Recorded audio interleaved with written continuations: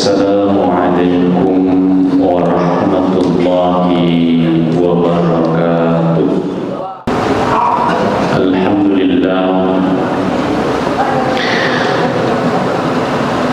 alhamdulillahilladzi 'allama bil kalam, 'allamal insana ma lam ya'lam. Asyhadu an la ilaha illallah wahdahu la syarika lahu wa asyhadu anna Muhammadan 'abduhu wa rasuluhu la nabiyya ba'd. Wassalatu wassalamu ala sayyidina Muhammadin wa ala alihi wa ashabihi ajma'in, amma ba'd. Fa ya ayyuhan nas ittaqullaha haqqa tuqatih wa la tamutunna illa wa antum muslimun. Wa'alamu anna Allah ta'ala shalla 'ala an-nabi karim fa qala ta'ala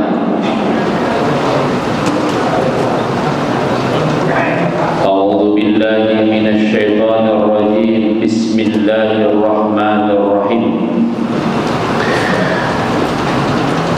Ya ayyuhalladzina amanu ista'inu bis-sabri was-salah innallaha ma'as sabirin. وقال أيضا ولنبلونكم بشيء من الخوف والجوع ونقص من الأموال والأنفس والثمرات وبشر الصابرين.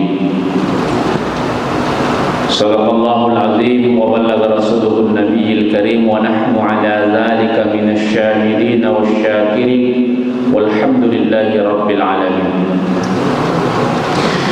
Sidang jamaah Jumat yang dimuliakan oleh Allah Subhanahu wa taala, pertama mari kita bersyukur kehadirat Allah Subhanahu wa taala atas nikmat yang diberikan kepada kita, sehingga alhamdulillah kita hadir di dalam tempat yang penuh dengan keberkahan ini. Yang kedua adalah mari kita bersama-sama bersalawat kepada Rasulullah sallallahu alaihi wasallam, Nabi yang menjadi suri teladan terbaik yang mencontohkan kita bagaimana menjadi seorang anak, bagaimana menjadi seorang remaja, bagaimana menjadi seorang pemuda, sampai bagaimana menjadi seorang dewasa. Rasulullah adalah figur terbaik yang mestinya di kalangan anak-anakku semua, khususnya siswa SMA Negeri 7 unggulan Kabupaten Wajo, mestinya yang kalian nomor satukan menjadi idola itu adalah Rasulullah sallallahu alaihi wasallam. Sidang jamaah Jumat yang dimuliakan oleh Allah, pernah satu ketika seorang ulama besar, salah satu kalangannya yang bisa kita lihat atau yang biasa didengar adalah Ihya Ulumuddin. Nama ulama ini adalah Imam Al-Ghazali. Imam Al-Ghazali itu pernah bertanya kepada muridnya. Apa yang dia tanyakan? Pertama dia bertanya, tahukah kalian apa yang paling dekat dengan kita? Saya rubah bahasanya supaya lebih mudah kita paham. Maka muridnya itu bertanya, yang lebih dekat dengan kita adalah orang tua, yang lebih dekat dengan kita adalah guru, yang lebih dekat dengan kita adalah sahabat, yang lebih dekat dengan kita adalah saudara. Atau mungkin kalau kita mau hubungkan dengan hari ini, bahwa yang paling dekat dengan kita adalah smartphone kita atau gadget kita. Itu yang paling dekat dengan kita. Apa kata Imam Al-Ghazali? Betul yang kalian katakan bahwa guru itu dekat, orang tua itu dekat, saudara itu dekat. Tapi sejatinya hakikat yang paling dekat di antara kita, yang paling dekat dengan kita adalah kematian. Mautlah yang paling dekat dengan kita. Mungkin kalau misalnya guru atau guru kita di kelas sementara mengajar, ternyata kita main-main di belakang, main HP. Pernah tidak kita bayangkan bagaimana kalau saya sementara main-main dan Allah mencabut nyawa saya? Pernah tidak kalau guru kita mengajar ternyata kita tertidur, tapi dalam benak tak muncul bagaimana kalau saya tertidur menerima pembelajaran dan Allah mencabut nyawa saya pada saat saya tidak menghargai guru saya. Maka anak-anakku sekalian, salah seorang pemuda yang kecerdasannya diakui oleh Rasulullah, anak-anakku perlu catat ini, Nabi itu mengatakan, ana madinatul ilm, saya adalah kotanya ilmu, wa ali babuha, dan Ali adalah pintunya. Ali itu adalah pintunya ilmu. Kenapa? Karena dia adalah pemuda yang begitu cerdas. Di umur 10 tahun Ali masuk Islam bukan karena dipengaruhi oleh Nabi, bukan karena dipengaruhi oleh Khadijah, tapi Ali masuk Islam karena menilai Islam adalah agama yang baik. Berarti baru berumur 10 tahun kecerdasannya sudah digunakan. Dia mampu berpikir selayaknya orang dewasa, padahal umurnya baru kurang lebih 10 tahun. Ya, anak-anakku yang ada di depan saya ya mungkin umurnya rata-rata 15 tahun, 16 tahun. Nah, apa kata Sayyidina Ali? Beliau itu mengatakan, wa i'mal li akhiratika ka'annaka tamutu ghadan. Lakukanlah, kerjakanlah, wa i'mal li akhiratika, kerjakanlah akhiratmu, ka'annaka tamutu gadan, kerjakanlah kebaikanmu, ka'annaka tamutu gadan, karena engkau menganggap dirimu bahwa besok engkau akan mati. Ini kan kalau anak-anakku bisa menanam semua prinsip seperti ini, bahwa menuntut ilmu itu sebenarnya untuk akhirat. Kita belajar matematika, kita belajar fisika, kita belajar ekonomi, kita belajar ilmu-ilmu eksakta. Sejatinya itu bisa untuk akhirat. Kalau dikatakan apa hubungannya dengan akhirat, contoh, kita tahu tentang aksi anatomi, reaksi anatomi misalnya kita tahu dalam pembelajaran biologi. Ikatan rumus misalnya kita tahu dalam pembelajaran kimia. Perhitungan dan perjumlahan misalnya kita tahu dalam ilmu matematika. Sejatinya nanti ketika anak-anakku mungkin lulus dari sini mengambil apoteker, mengambil kedokteran, apalagi setelah itu selesai mengambil spesialis jantung misalnya, maka menyelamatkan nyawa orang itu pahalanya luar biasa. Memberikan resep obat kepada orang yang sakit dan lantaran itu Allah memberikan kesembuhan, itu pun luar biasa. Jadi jangan anakku persempit pemikirannya bahwa akhirat itu hanyalah pembelajaran agama. Tidak. Selama kita sholat, selama kita berbakti kepada orang tua, berbakti kepada guru, dan ilmu yang kita dapat untuk kemaslahatan orang banyak, maka itu pun untuk ukhrawi. Itu pun untuk ukhrawi. Tapi tenangkan selalu ke dalam hati anak-anakku semua bahwa yang paling dekat dengan saya adalah kematian. Sehingga ketika kita ingin neko-neko, ketika kita ingin melakukan pelanggaran, ketika kita ingin tidak mengindahkan apa yang disampaikan oleh guru kita, kalau kembali lagi jangan sampai saya sementara bermaksiat nyawa saya dicabut. Jangan sampai saya sementara berbohong kepada guru nyawa saya dicabut. Jangan sampai sementara saya berkhianat atas amanah yang diberikan oleh guru saya, hidup saya, nyawa saya dicabut. Berarti kita su'ul khatimah. Na'udzubillah thumma na'udzubillahi min zalik. Maka anakku semua selalu tanamkan dalam hatinya, yang paling dekat dengan saya adalah kematian. Yang paling dekat dengan saya adalah kematian. Yang paling dekat dengan saya adalah kematian.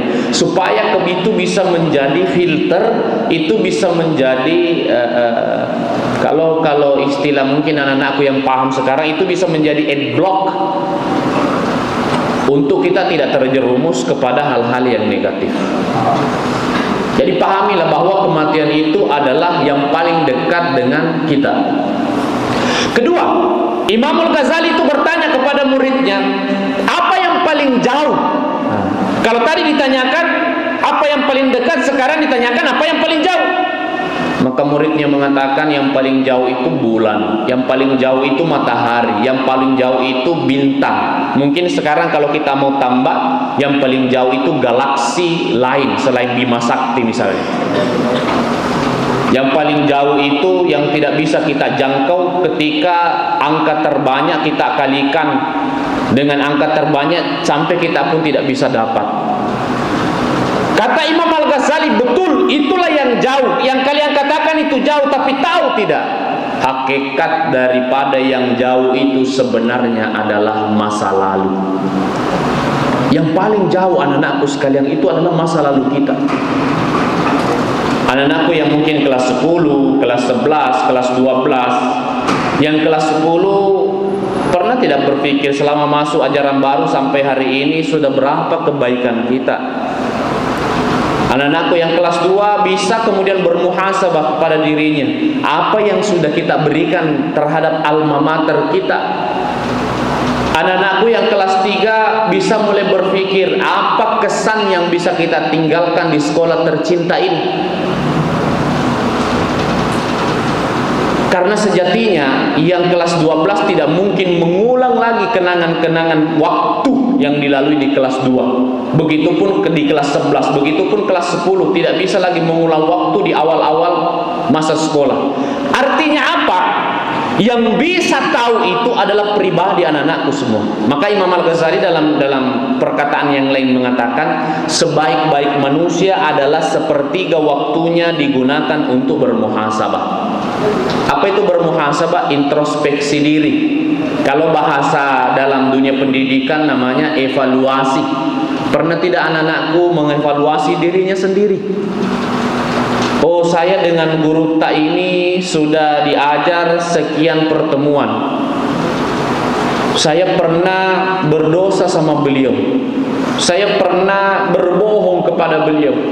Guru saya ini, guru saya ini, guru saya ini. Anak-anakku sekalian, kata Allah, ridallahi fi ridal walidain wa sukhtillahi fi sukhtil walidain. Ridanya Allah tergantung dari ridanya orang tua, murkanya Allah tergantung dari murkanya orang tua. Kalau kita mengambil perspektif modern atau perspektif kontemporer, bahwa guru itu adalah orang tua akademis kita. Saya ulangi, guru itu adalah orang tua akademis kita. Kapan ada guru yang tidak ridho kepada kita, jangan harap ilmu kita bisa berkah. Kapan ada guru yang kita sakiti hatinya, jangan harap ilmu kita memiliki manfaat untuk diri kita, lebih-lebih orang lain. Maka anak-anakku semuanya yang punya masa lalu, coba evaluasi dirinya, coba introspeksi dirinya, coba periksa kembali dirinya. Manakah di antara hari Jumat ini sejak meninggalkan rumah bertemu dengan guru kita di sekolah sampai masuk ke dalam masjid ini untuk melaksanakan sholat Jumat, mana yang lebih banyak kebaikan atau keburukan? Yang bisa tahu itu adalah anakku sendiri. Apa kata Nabi? Khairun nas anfa'uhum linnas. Sebaik-baik manusia adalah yang memiliki manfaat bagi manusia yang lain. Apa manfaat tak bagi teman-teman tak? Apa manfaat tak kepada guru tak? Terlebih lagi sebentar lagi yang kelas 12 mau meninggalkan alma mater kita ini, ya. Apa kesan yang sudah ditinggalkan? Apa yang sudah dipersembahkan? Karena suka atau tidak suka, mau atau tidak mau, sepakat atau tidak sepakat, anak-anakku sudah memiliki banyak suapan pengetahuan selama ada di SMA 7 ini. Jadi yang paling dekat adalah kematian, yang paling jauh adalah masa lalu. Masa lalu kita 1 menit yang lalu, apapun yang kita lakukan tidak mungkin dikembalikan, tidak mungkin terulang kembali. Kemudian Imam Al-Ghazali bertanya kembali kepada muridnya, tahukah kalian apa yang paling besar? Maka muridnya mengatakan yang paling besar itu adalah seekor gajah, karena dia adalah binatang darat yang paling besar. Imam Al-Ghazali mengatakan, betul yang engkau ucapkan, tapi tahu tidak yang paling besar sejatinya bukan gajah, tapi yang paling besar itu adalah nafsu kita. Nafsu kita lah yang paling besar. Kenapa? Karena nafsu itu tidak nampak, tidak nyata, tapi nafsu itu yang paling besar di antara kita. Apa yang membuat kita kadangkala jengkel kepada guru? Itu nafsu. Apa yang membuat kita jengkel kepada ibu yang ada di rumah? Itu nafsu. Apa yang membuat kadangkala kita jengkel bahkan benci kepada ayah kita sendiri, kepada bapak guru kita sendiri, kepada ibu dan ibu guru kita sendiri? Itu adalah nafsu. Nafsu itu tidak semuanya tidak baik. Ada juga nafsu yang baik. Nafsu untuk mengkonsumsi makanan yang halal, nafsu untuk menikmati minuman, atau nafsu makan, itu baik juga. Tapi kalau mencari kejelekan orang lain, itu nafsu. Jangan diartikan bahwa nafsu itu hanya adalah ketika kita memiliki syahwat kepada perempuan. Itu hanya salah satu nafsu. Kita memiliki kecenderungan kepada seorang wanita, itu hanya bagian daripada nafsu. Yang paling besar, satu di antaranya saya berikan kepada anakku adalah ketika kita mau orang lain seperti kita, seperti keinginan tanpa mempertimbangkan baik buruknya. Seandainya guru saya bisa jadikan begini, seandainya teman saya bisa jadikan begini. Tapi itu sesuai keinginan bukan kebutuhan orang itu. Beda kalau sebaliknya. Misalnya guru kita memarahi kita, ya dia memarahi kita itu pasti dengan alasan karena mau melihat kita menjadi pribadi lebih baik. Kenapa di setiap kesempatan kita tidak pernah pisah dengan HP? Di kelas sembunyi-sembunyi main HP, bahkan masuk WC pun sembunyi-sembunyi main HP. Mau tidur, HP yang dijadikan pengantar tidur. Masuk di masjid, tidak ada yang penting, tetap kita main HP. Apa yang menyebabkan itu? Itu nafsu. Itulah musuh terbesar kita. Itulah yang paling besar menurut perspektifnya Imam Al-Ghazali. Selanjutnya kata Imam Al-Ghazali bahwa apa yang paling ringan, ini anak-anakku, ini penting, ini paling penting.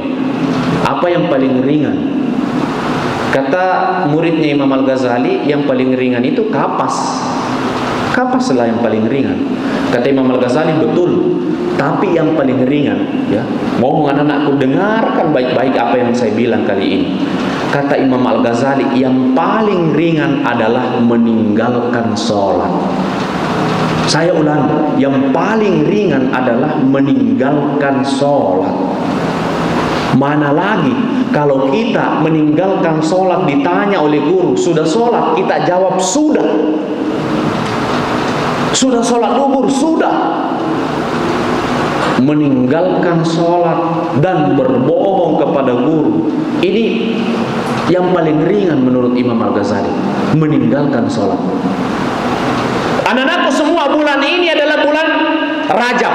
Di bulan Rajab itu adalah bulan spesial karena Nabi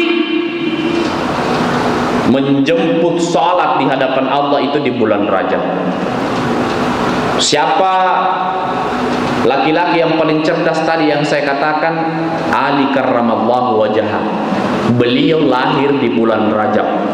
Siapa manusia yang tadi saya katakan untuk dijadikan idola? Rasulullah. Rasulullah sallallahu alaihi wasallam itu pertama kali atau bulan pertama berada di dalam kandungan ibunya atau ibunya Nabi Sayyidah Aminah, hamil bulan pertama itu di bulan Rajab. Bahkan kata Nabi, siapa yang melakukan kebaikan di bulan Rajab akan dikali 2. Begitu pula sebaliknya, siapa yang melakukan keburukan juga dikali 2.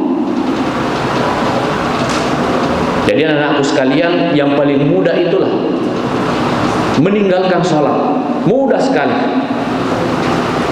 Kalau sakit sedikit baru diajak temannya main HP, kadangkala sakitnya itu dikatakan, ya ayolah kita sama-sama main, siapa tahu saya bisa sembuh. Tapi kalau hanya sedikit sakitnya, bukan sakit sedikit, tapi sedikit sakitnya, kemudian datang waktu sholat, kadangkala mengatakan saya sedang kurang enak badan. Jadi anak-anakku, apalagi anak-anakku semua ini adalah laki-laki. Ingat, Allah yang kemudian mencantumkan dalam Al-Quran, ar-rijalu qawwamuna 'alan nisa. Kita nanti ini akan menjadi pemimpin semua, pemimpin dalam keluarga. Ingat kata Nabi, al-malu wal banuna, harta dalam bentuk konteks harta bagi seorang pemuda, HP. Apa itu HP? Al-fitnah. Fitnahnya kita pemuda kalau kecenderungan terhadap HP. Fitnahnya kita pemuda kalau terlalu cenderung terhadap kendaraan. Fitnahnya kita pemuda kalau lebih mengedepankan kenikmatan sendiri. Padahal sebaiknya apa? Sebaiknya yang diutamakan apa yang disampaikan oleh orang tua kita, apa yang disampaikan oleh guru kita, itulah yang mestinya kita utamakan. Anak-anakku sekalian, panjang ini pesannya Imam Al-Ghazali, tapi saya tambah satu lagi sebagai terakhir. Kata Imam Al-Ghazali kepada muridnya, apa yang tajam? Muridnya menjawab, yang paling tajam itu adalah pedang. Maka Imam Al-Ghazali mengatakan, betul, itulah yang paling tajam. Tapi tahukah kalian, yang paling tajam bukanlah pedang. Apa yang paling tajam? Yang paling tajam adalah lidah. Kenapa? Kalau pedang melukai itu masih jelas bisa terobati dan nampak. Tapi kalau lidah yang melukai, lukanya tidak bisa terlihat dan obatnya tidak bisa kita temukan.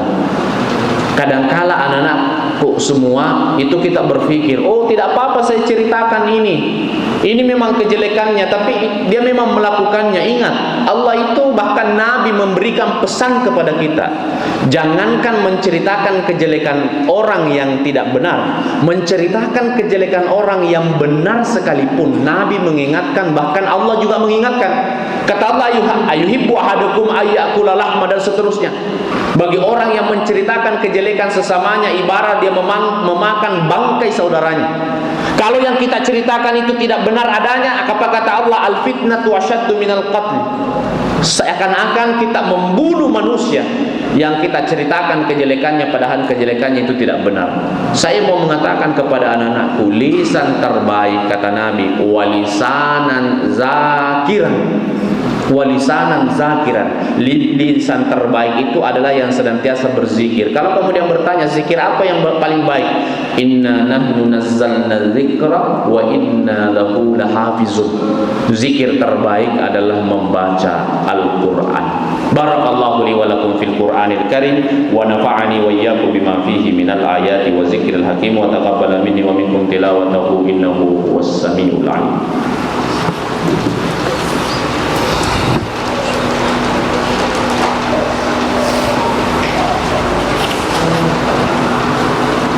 Alhamdulillah, asyhadu an la ilaha illallah wa asyhadu anna Muhammadar Rasulullah, salatu wassalamu ala sayyidina Muhammadin wa ala alihi washabihi ajma'in. Wa ya ayyuhan nas ittaqullaha haqqa tuqatih wa la tamutunna illa wa antum muslimun wa alamu anna Allah ta'ala shalla 'ala an-nabi qadima fa qala ta'ala innallaha wa malaikatahu yusalluna 'alan nabi ya ayyuhalladzina amanu sallu 'alaihi wa sallimu taslima. Allahumma ighfir lil muslimina wal muslimat wal mu'minina wal mu'minat al-ahya'i minhum wal amwat innaka samii'un qariibun mujibud da'wat wa ya qadiyal hajat. Allahumma anzurhum ikhwana fi Filistin fi kulli makan wa khassa fi Gaza. Allahumma arzuqna ziyarat al-haramina al-Makkahul Mukarramah wal Madinatul Munawwarah. Rabbana innaka antas samii'ul 'aliim wa tub 'alaina innaka antat tawwabur rahim. Rabbana atina fid dunya hasanah wa fil akhirati hasanah wa qina adzabannar. Ibadallah, innallaha ya'muru bil 'adli wal ihsan wa ita'i dzil qurba wa yanha 'anil fahsya'i wal munkar wal baghi ya'idukum la'allakum tadhakkarun wa la dzikrullahi akbar wallahu ya'lamu ma tasna'un. Aqimus shalah.